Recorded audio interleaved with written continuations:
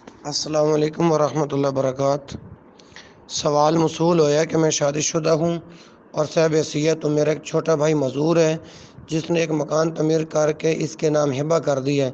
فی الحال وہ کرائے پر دیا ہوا ہے جس کا کرایہ میں خود وصول اور استعمال کرتا ہوں۔ کیا شرعی طور پر ایسا کرنا درست ہے؟ یعنی سوال کی سرخ یہ بنے گی ہبہ اور اس کی شرائط۔ یاد رکھیں، ہبہ یا ہدیہ ضرورت مند حضرات سے تعاون کا ایک بہترین ذریعہ ہے۔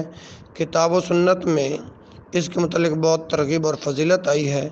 رسول اللہ صلی اللہ علیہ وسلم کا ارشاد گرامی ہے، آپس میں تحائف و ہدایہ کا تبادلہ کیا کرو، ایسا کرنے سے محبت بڑھتی ہے اور دلوں سے نفرت و کدورت دور ہوتی ہے۔ الادب المفرد اور حدیث کا نمبر ہے 594۔ زندگی میں اپنے اختیارات سے کسی شخص کو بلا عوض کسی چیز کا مالک بنا دینا ہبہ کہلاتا ہے۔ واضح رہے کہ ہبہ کرنے والے کو واہب یا جسے ہبہ کیا جائے اسے موہوب لہو، اور جو چیز ہبہ کی جائے اسے موہوب کہا جاتا ہے۔ ہبہ کے لیے ایجاب و قبول اور قبضہ ہونا بھی ضروری ہے۔ اگر واہب نے اپنے رضامندی سے موہوب لہو کو کوئی چیز دی اور وہ موہوبہ چیز خوشی سے قبول کر کے اس پر قبضہ کر لے تو ایسا کرنے سے ہبہ مکمل ہو جاتا ہے۔ اس طرح ہبہ کی ہوئی چیز واہب کی ملکیت سے نکل کر موہوب لہو کی ملکیت میں آ جاتی ہے۔ اسے مکمل طور پر اس میں تصرف کا اختیار مل جاتا ہے۔ بے تکلف دوستوں سے ہبہ کا مطالبہ بھی کیا جا سکتا ہے۔ چنانچہ امام بخاری رحمہ اللہ نے ایک عنوان بھائی الفاظ قائم کیے ہیں کہ جو شخص اپنے ساتھیوں سے ہبہ وغیرہ طلب کرے۔ بخاری اور باب الحب، کتاب کا نام ہے الحب، باب نمبر 3۔ پھر چند احادیث سے اس عنوان کو ثابت کیا ہے۔ اگرچہ احادیث میں بلا وجہ سوال کرنے کی مذمت بیان کی گئی ہے، لیکن امام بخاری رحمہ اللہ یہ ثابت کرنا چاہتے ہیں کہ دوستوں کے بے تکلفانہ ماحول میں کسی چیز کی فرمائش کرنا کارگر است۔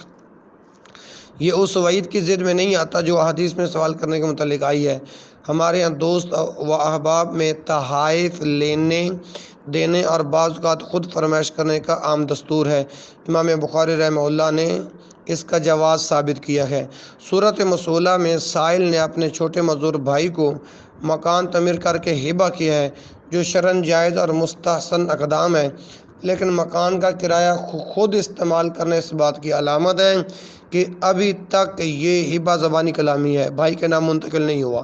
سائل کو چاہیے کہ وہ قانونی طور پر اس مکان کی رجسٹری معذور کے نام کر دیں، بلکہ محکمہ مال میں اس کے نام انتقال کروا دیں تاکہ وہ مکان کے جملہ داخلی اور خارجی حقوق کا مالک بن جائے اور اس کا کرایہ بھی خود وصول کرے۔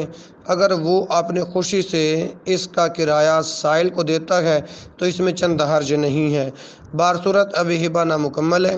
اس کی تکمیل اس وقت ہوگی جب وہ مکان معذور بھائی کے نام کرنے کے بعد اسے قبضہ دے دیا جائے تاکہ وہ مکمل طور پر مالکانہ حقوق کا حقدار ہو جائے۔ پھر وہ کرایہ بھی وصول کرے گا اور وہ اس پر جملہ تصرفات کا مالک ہوگا۔ واللہ عالم۔ دوسرا سوال ہے، قیامت کی کئی ایک علامتیں ہیں، ان میں سے ایک سیدنا عیسیٰ علیہ السلام کی آمد بھی ہے۔ اس کے متعلق قرآن و حدیث سے دلائل درکار ہیں۔ نیز شنید ہے کہ مولانا امین احسن اصلاحی نے اس عقیدے کا انکار کیا ہے۔ اس کی کیا حقیقت ہے؟ بڑا اہم سوال ہے جی۔ قرآن مجید میں سیدنا عیسیٰ علیہ السلام کے ذکر کے متعلق ارشاد باری تعالیٰ ہے، سورۃ النساء آیت نمبر 159، اور کوئی بھی اہل کتاب ایسا نہیں ہوگا جو سیدنا عیسیٰ علیہ السلام کی وفات سے پہلے ان پر ایمان نہ لے آئے اور قیامت کے دن ان پر گواہ ہوں گے۔ اس آیت کریمہ کا مطلب یہ ہے کہ قیامت کے قرب جب سیدنا عیسیٰ علیہ السلام نازل ہوں گے، اس وقت جو اہل کتاب موجود ہوں گے وہ سب ان پر ایمان لے آئیں گے اور وہ دین اسلام کو قبول کر لیں گے۔ چنانچہ سیدنا ابو ہریرہ رضی اللہ عنہ جب نزول عیسیٰ علیہ السلام سے متعلق حدیث بیان کرتے تو اس آیت کو بطور استشہاد پڑھتے تھے۔ حدیث میں ہے کہ رسول اللہ صلی اللہ علیہ وسلم نے فرمایا قسم ہے اس ذات کی جس کے ہاتھ میں میری جان ہے، ان قریب سیدنا عیسیٰ علیہ السلام تمہارے درمیان ایک عادل حاکم کی حیثیت سے نازل ہوں گے۔ وہ صلیب کو توڑ ڈالیں گے، خنزیر کو قتل کریں گے، نیز جزیہ موقوف کر دیں گے۔ اس وقت مال و دولت کی فراوانی ہوگی حتیٰ کہ اسے کوئی بھی قبول نہیں کرے گا۔ اس وقت ایک سجدہ دنیا اور اس کی ساری نعمتوں سے قیمتی ہوگا۔ اس حدیث کو بیان کرنے کے بعد سیدنا ابو ہریرہ رضی اللہ عنہ فرماتے ہیں، تم اگر چاہو تم اس کو آیت پڑھو۔ قرب قیامت کے وقت سیدنا عیسیٰ علیہ السلام کے آسمان سے نازل ہونے پر امت اسلامیہ کا اجماع ہے، جیسا کہ مشہور امام حضرت ابو الحسن اشعری رحمہ اللہ نے اس کی صراحت کی ہے الاحانہ صفحہ 34 پر۔ سیدنا عیسیٰ علیہ السلام کے اترنے کی کیفیت احادیث میں بائیں الفاظ بیان ہوئی ہے۔ آپ ہلکے زرد رنگ کی چادریں پہنے ہوئے، دو دوستوں کے کندھوں پر ہاتھ رکھے ہوئے، سفید مینار کے پاس مشرق کی دمشق میں نازل ہوں گے۔ جب اپنا سر نیچا کریں گے تو موتیوں کی طرح قطرے ٹپکتے نظر آئیں گے، اور جب اپنا سر اٹھائیں گے تو بھی یہی کیفیت ہوگی۔ کافر ان کے سانس کی ہوا پاتے ہی مر جائے گا، ان کی سانس حد نظر تک پہنچے گی، پھر وہ دجال کو تلاش کریں گے اور اسے باب لد پر پائیں گے، پھر وہاں اسے قتل کریں گے۔ صحیح مسلم کتاب الفتن حدیث کا نمبر 73۔ قرب قیامت کے وقت سیدنا عیسیٰ علیہ السلام کے نازل ہونے میں یہ ایک حکمت ہے کہ اس میں یہودیوں کی تردید ہے، جنہوں نے دعویٰ کیا تھا کہ ہم نے انہیں قتل کر دیا ہے۔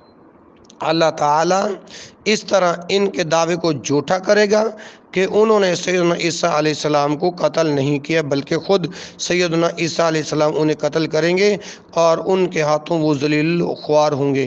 نیز عیسائیوں کے باطل دعووں کے بطلان کا اظہار کریں گے۔ امام بخاری رحمہ اللہ نے ایک عنوان بائیں الفاظ ذکر کیا کہ سیدنا عیسیٰ علیہ السلام کا آسمان سے نزول فرمانا۔ صحیح بخاری احادیث الانبیاء کتاب ہے، باب نمبر 49 ہے۔ پھر اس عنوان کے تحت متعدد احادیث ذکر کی ہیں۔ ہم نے صحیح بخاری کی شرح ہدایت القاری میں اس عنوان پر شرح و بسط سے گفتگو کی ہے، جو لائق ملاحظہ ہے، قارئین کرام اس کا ضرور مطالعہ کریں۔ بہرحال جملہ اہل اسلام کا یہ عقیدہ ہے کہ سیدنا عیسیٰ علیہ السلام آسمان پر زندہ ہیں، قرب قیامت کے وقت وہ نازل ہوں گے اور شریعت محمدیہ نافذ کریں گے۔ لیکن امین احسن اصلاحی نے اس موقع پر بھی دجل سے کام لیتے ہوئے لکھا ہے کہ نصارہ کی یہ روایت ہمارے یہاں بھی آ گئی ہے، قرآن میں کہیں نہیں ہے کہ مسیح علیہ السلام دوبارہ آئیں گے۔ اتنا بڑا عقیدہ قرآن میں ہونا چاہیے تھا۔ اخبار احاد پر ہم کوئی عقیدہ قائم نہیں کر سکتے۔ تدبر حدیث جلد نمبر 1 صفحہ 509۔ اصلاحی صاحب نے ان احادیث کی سند پر بھی بحث کی ہے۔ لکھتے ہیں کہ ان روایات میں ایک راوی تو ابن شہاب زہری ہے، جن کے متعلق میں اپنی رائے کا اظہار کرتا رہتا ہوں۔ دوسرے راوی جناب سعید بن مسیب ہیں، ان سے مجھے پہلے بہت حسن ظن رہا کہ مدینہ کے جید علماء میں سے ہیں۔ میں ان کی تعریف کرتا رہا کہ فقہ میں ان کا بڑا مقام ہے، لیکن میں نے جب ان کے بارے میں ائمہ جرح و تعدیل کی رائے پڑھی تو معلوم ہوا کہ یہ شیعوں کے ساتھ شیعہ ہے، سنیوں کے ساتھ سنی ہے، لیکن میں بہت بڑا مایوس ہوا۔ تدبر حدیث جلد نمبر 1 صفحہ 507۔ ہمارے نزدیک اس سے بڑا کوئی جھوٹ نہیں جو اس امام نے لکھا ہے۔ ہماری معلومات کے مطابق جرح و تعدیل کے کسی امام نے بھی حضرت سعید بن مسیب رحمہ اللہ کے متعلق ایسا نہیں لکھا۔ واللہ اعلم۔ اگلا سوال ہے جی، میں پراپرٹی کا کاروبار کرتا ہوں، اپنے سرمایہ سے تجارتی پلاٹ خریدتا ہوں، ان پر زکوٰۃ دینے کا کیا طریقہ ہے؟ کیا ہر سال زکوٰۃ دینا ہوگی یا جب فروخت ہوں گے تو اس وقت ان کی حاصل شدہ قیمت پر زکوٰۃ دینا ہوگی؟ جواب یہ ہے کہ تجارتی پلاٹ مال تجارت ہے اور ہر وقت ان کی مالیت میں اضافہ ہوتا رہتا ہے، اس لیے ان کی بازاری قیمت فروخت کے اعتبار سے ہر سال زکوٰۃ واجب ہوگی۔ اگر پلاٹ نہ خریدنے ہوتے اور سرمایہ سائل کے پاس پڑا رہتا تو بھی ہر سال زکوٰۃ دینا تھی۔ اب اس نے اس سرمایہ سے پلاٹ خرید کر اپنے سرمایہ کو زمین میں دفن کر دیا جو دن بدن بڑھ رہا ہے، لہذا اس پر مارکیٹ کی حیثیت کے مطابق قیمت پر ہر سال زکوٰۃ دینا ہوگی۔ ہاں، اگر کسی نے اپنی ذاتی ضرورت کے لیے پلاٹ خریدا ہے کہ میں اس پر رہنے کے لیے اپنا مکان تعمیر کروں گا تو اس صورت میں پلاٹ پر کوئی زکوٰۃ نہیں ہے۔ ھذا ما عندی واللہ اعلم۔